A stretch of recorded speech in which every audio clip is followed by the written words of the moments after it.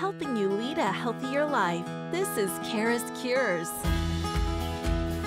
Welcome to the CURES Show, where we explore the cutting edge of wellness with thought leaders to help us create true well-being in our lives. And I'm especially excited about today's guest, as she certainly has some wisdom to share. Dr. Gladys McGarey is a 103-year-old woman now who has just penned her book, The Secrets of a Well-Lived Life. Welcome, Dr. Gladys McGarey. I'm excited to talk to you. I'm happy to be alive and able to do it. Well, I think it's incredible. You're coming to us via Zoom. There are people way younger than you who don't always know technology. You're coming via Zoom from Scottsdale, Arizona, and you have just really written this book to help all of us kind of understand what really makes a great life. Isn't this amazing? I'm in total awe. Yes, I accept that. And what makes a great life is to be able to live it. Live one day at a time, to as fully as you can. Because each one of us has a place. No one else can take our place. It's like a huge jigsaw puzzle, and each one has a place, and no one else fits that place. So if we don't accept the fact that we're important, and each one of us is very important because no one else can do what we can do, then when we accept that and take the responsibility of that and step forward, life gets so exciting and so important, and we have to keep living it. So I want to just talk a little bit about just who you are, and then we'll get into even more about your advice. But so you actually became a doctor before women were even allowed to have bank accounts? No. Well, was I a doctor before? No, I was born before. John, help me out with this. Yeah. Where was I? I think that's what I read in one of the pieces about you. So well, either way, you've lived a long life, and they call you the mother of holistic medicine. You are a doctor. Right. Talk to us about, first of all, where did you grow up, and what do you attribute your longevity to? I grew up in northern India, in the jungles of North India. My mother was a doctor, got her osteopathic doctor's degree in 1913. Wow. Well, that's before anything. Yeah. And she and my dad went to India as medical missionaries, and I had the privilege of growing up in the jungles of North India and had a whale of a good time. I played with the Indian village kids, and they rubbed my arms to try and get the white off and make me brown like them. And, there were all kinds of wonderful things that happened. But we didn't even have a telephone. We had no idea. Yeah, and I went on Facebook to ask some of our followers, what do you want to know from this woman who's lived 103 years? And actually, a lot of people responded with questions.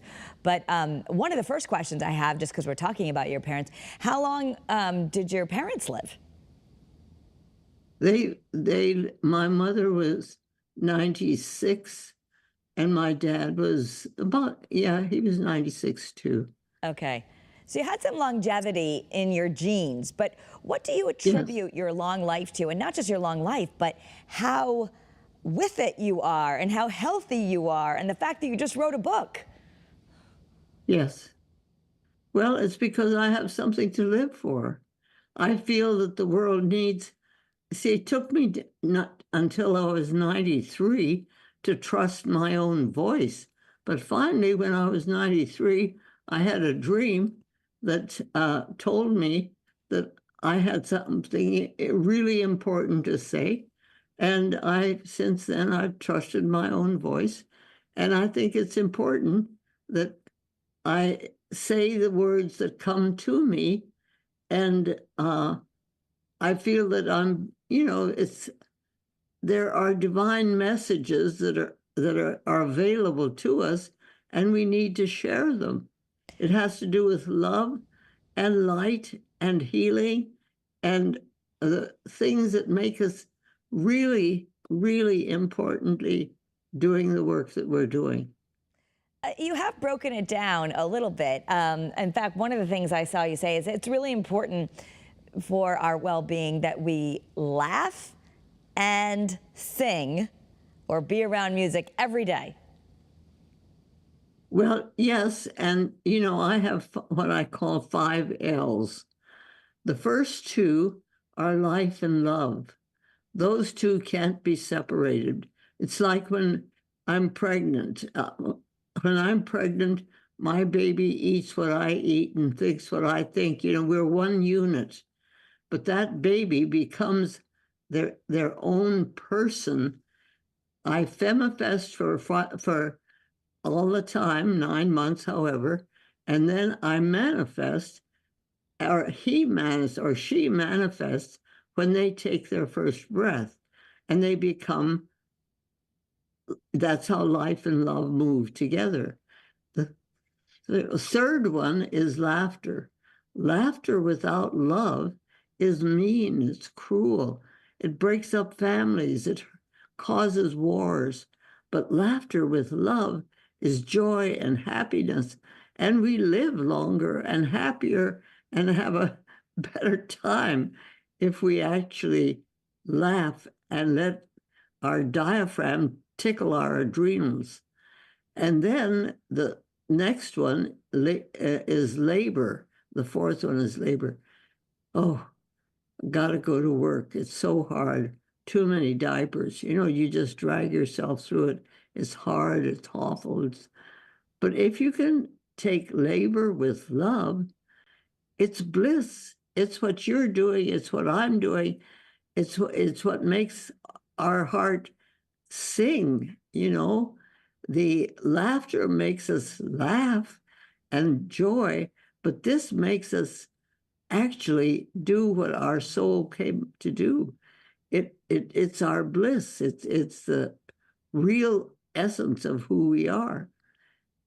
And then the fifth one is listening.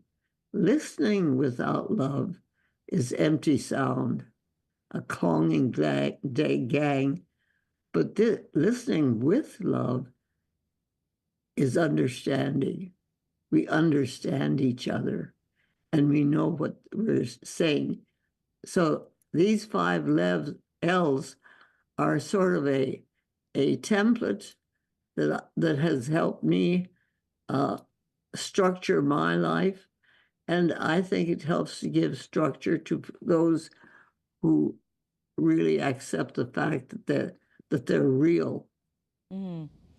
So on a practical note, what do you eat in a day? How do you take care of yourself? I eat what's available. I have my son here. He gets me, cereal and prunes in the morning and coffee, and I eat usually salads or something, as soups, and at night some kind. I eat what I choose to eat. It's and what works with me. The problem of telling people what they should eat is that this son of mine can't eat garlic. I love garlic. Lots of, and garlic doesn't give me problems, but it gives him problems. Find out what works for you. Yeah. Don't try to depend on what everybody tells you should eat, and sit at the table eating what you should eat and telling yourself, this tastes horrible. I don't feel, and almost killing yourself eating the stuff that the people are telling you should eat. Find out what works for you. Yeah, no, some good advice. Good advice. And I have 6 children, and they all eat different stuff. Yeah, mother of 6. So, you have raised 6 children. You got a divorce at age 70. So many people think that life is kind of over. They're trying to just retire around 70. Do you think we need to change our perspective given where you sit?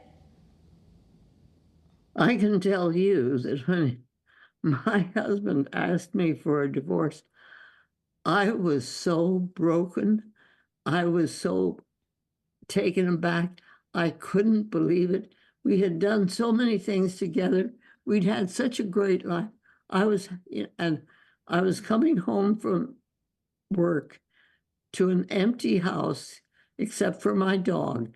And I was in the car and screaming and yelling at the world. I was so broken. It was terrible. I was awful. I was just feeling like the world had come to an end and I just could not go on. But all of a sudden, I pulled over to the side of the road and I stopped my car. And I said to myself, am I going to feel like this the rest of my life? And I was thinking about that. And all of a sudden, the words came down to me. This is the day the Lord has made. Let us be glad. Let us rejoice and be glad in it. And there was my name in front of my face. Be glad. Mm. And I thought, oh. So I went home and next day I changed my license plate.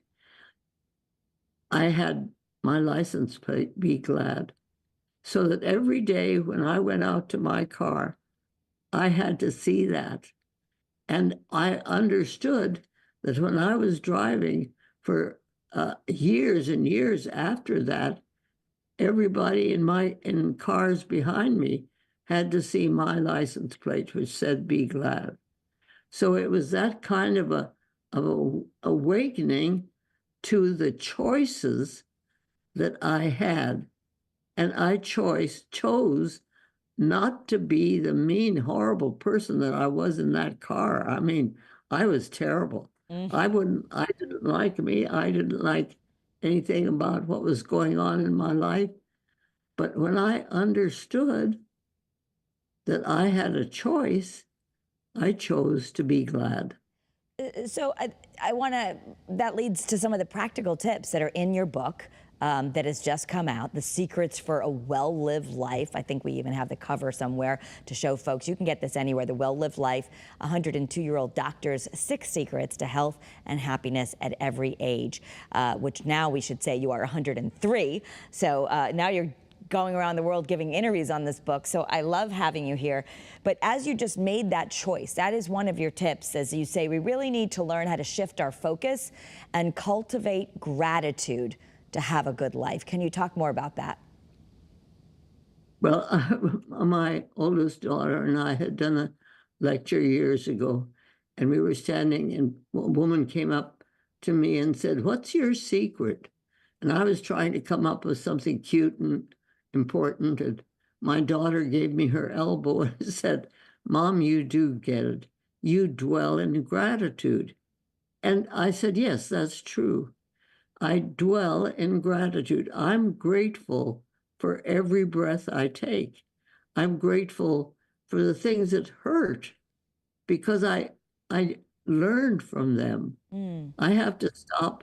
I'm not trying to see. I think medicine is going in the wrong direction if we try to get rid of diseases and just do that.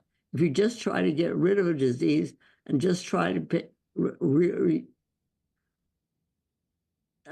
minimize pain, if we can take the disease and the pain and say, what do you got to teach me?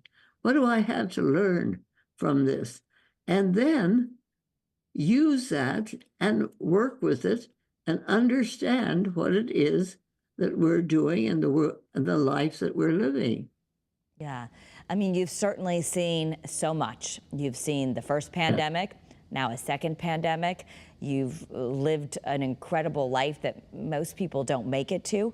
And another piece of advice you said is you've learned to prioritize relaxation, especially in our crazy world that we live in now.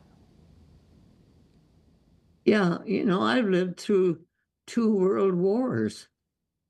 I was born in 1920.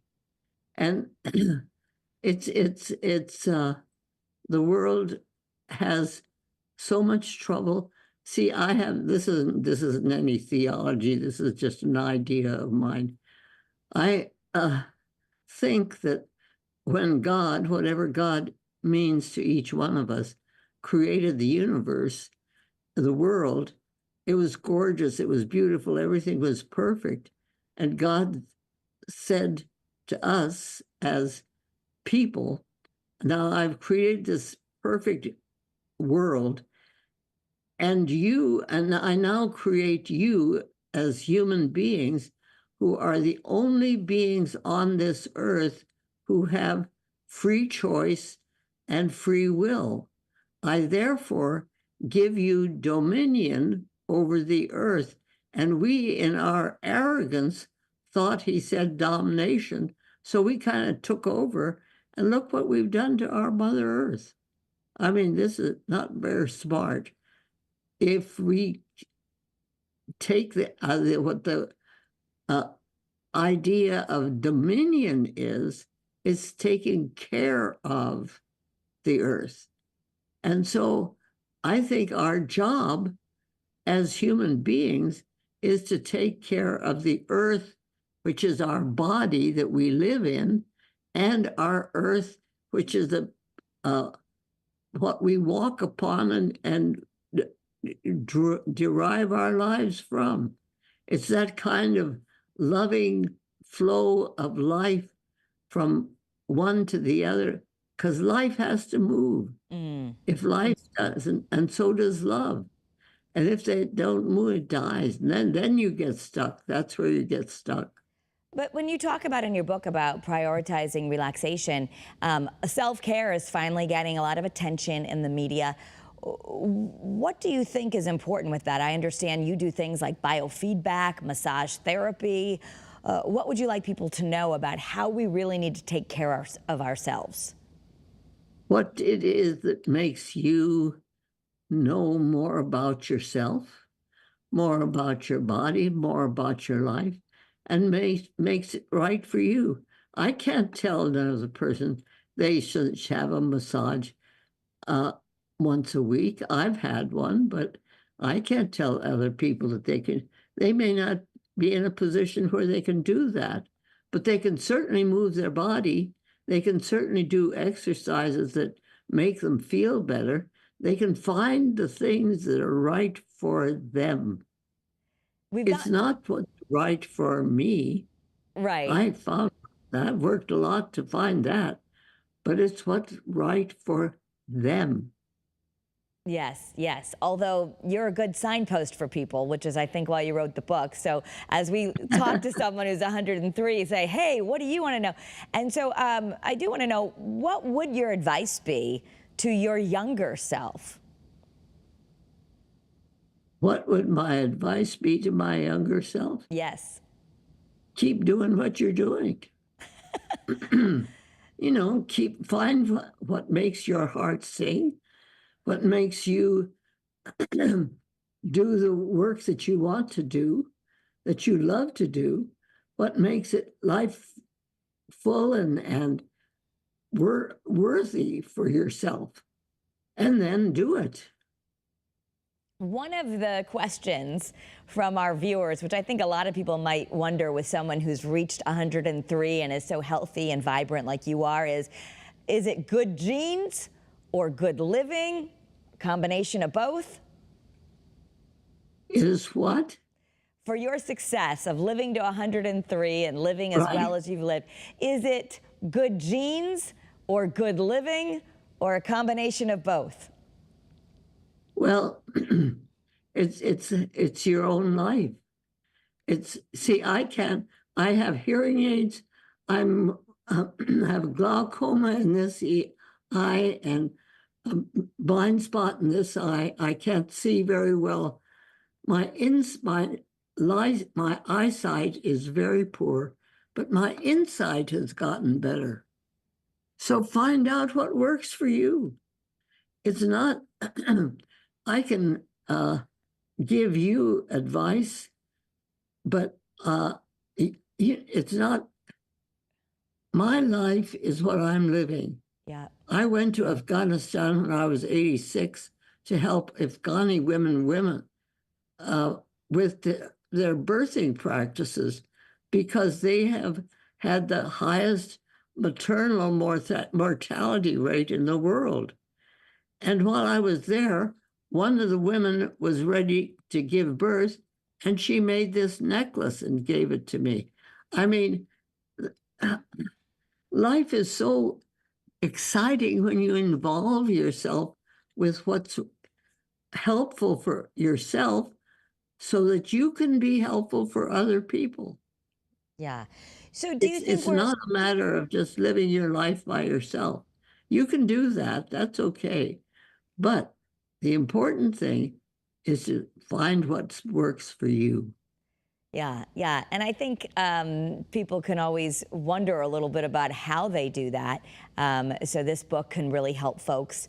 You tell a lot about your own insights, how you've learned to combat stress, and even telling us little tales. Like, I guess when you were a kid, you met Mahatma Gandhi. What was that like?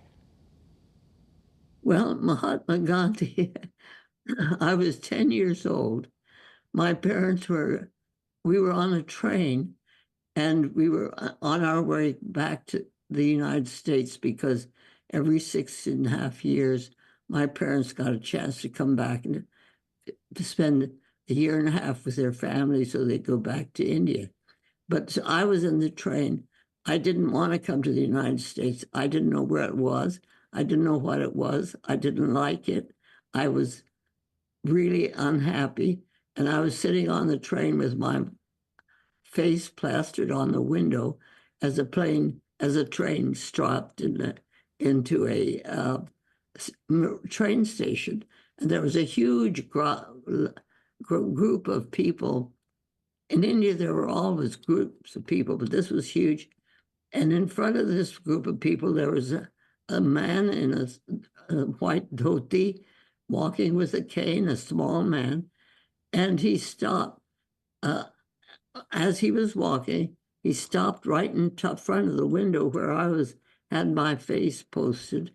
And he reached down, and a little girl was handing him a flower. But when he reached up, he looked up and looked into my eyes. Now, I was a 10-year-old kid, and I don't know what happened, but I know that something happened because he and I connected at that point. It was an amazing experience for me as a 10-year-old kid. 30 years later, Gandhi and my parents worked as India was going through its partition and they were working together. I have a shawl upstairs that he gave my mother because they were friends. They worked together. It's that kind of a soul connection to start with, and then worked into a whole family connection. Yeah. Well, and you were actually the co-founder of the American Holistic Medical Association. We've come a long way. I think people are embracing holistic medicine a little bit more. But what would you say to those who want to live a long life like you, as far as we also have those other influences from the traditional medical world, and people want to know, how do I do what she did? How do I live a long, healthy life? As with your years of being a doctor, what would you tell your patients? Find out what works for you. You know, it may not have worked for your parents, but it may have. And it may be the same thing that they're doing or did. But whatever works for you is a thing that you find what makes you sing. I use the 5 L's because I think that's a good pattern, and go for it. And when you wake up in the morning, I had a really good friend a few months ago. She's old, she's old too. And she told me when she gets up in the morning, she says, "Oh, not another day." And I feel so sorry for her because for me, I wake up in the morning and I think, oh boy, what are we going to do today? You know, it's a different outlook on life because I choose to live another day. Yeah. So I'm not mindset's dragging important. myself through it. I choose to live another day, and it's a wow. Think about what we're doing. How in my wildest dreams, I could not have been thought about I could be talking to people in Hartford, Connecticut. I mean, come on. How About a book amazing you is wrote that? more than 100 years old when you wrote it. Yeah, it truly is incredible. And I think, you know, your life is so inspiring. I'm curious, you have 6 children. I imagine you must have grandchildren also. Are you concerned about the way kids are growing up now with so much technology, or maybe disconnected from the nature that you grew up with? I'm inspired by the kids that are growing up. I have a grandkid, Ian, he's a 9 year, no, 7 years, no, he's 5. Anyway, here's a story I got this Sunday. I mean, these kids are amazing. He's a great grandkid. He's not a grand. He and 2 other little kids were standing around a little dish in their Sunday school class. Everybody else had gone, and they were putting pennies and not dimes into a dish, sending it to somebody who was going to be digging a well someplace in this world. I don't know. And one the little girl said, "Can we pray?" And the other little boy said, "I don't know. Can we pray?" And my grandson Ian said, "Sure, we can pray. God's all around us." Now, you know, it we're raising children who are amazing. Amazing. And thinking up things, I mean, the stories that these little kids that I'm getting from these children who are growing up, and as I watched my grandchildren and now great grandchildren, I'm inspired by the wisdom and love and hope that they're bringing into the world. Sure, there are Yeah. things. I mean, there's things that are awful and don't need to be, followed through, but Dr. we McGarey, need I'm to so deal sorry with to it. interrupt you because we're out of time, but I want to say not only the kids are inspiring, but you're inspiring, and thank you for inspiring us today. The book is A Well-Lived Life. We appreciate you being on CURES. I want to tell everyone to have a great day and be well. Thank you.